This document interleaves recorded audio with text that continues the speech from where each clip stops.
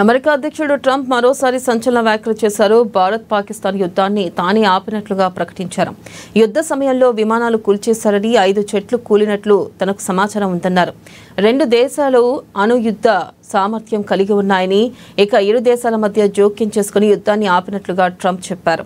భారత్ పాక్ మధ్య పరిస్థితి తీవ్రమవుతున్న క్రమంలో ట్రేడ్ ద్వారా సమస్యను పరిష్కరించినట్లు డొనాల్డ్ ట్రంప్ చెప్పుకొచ్చారు.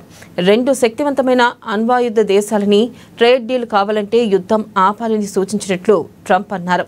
అందువల్లే యుద్ధం ఆగిందని వెల్లడించారు.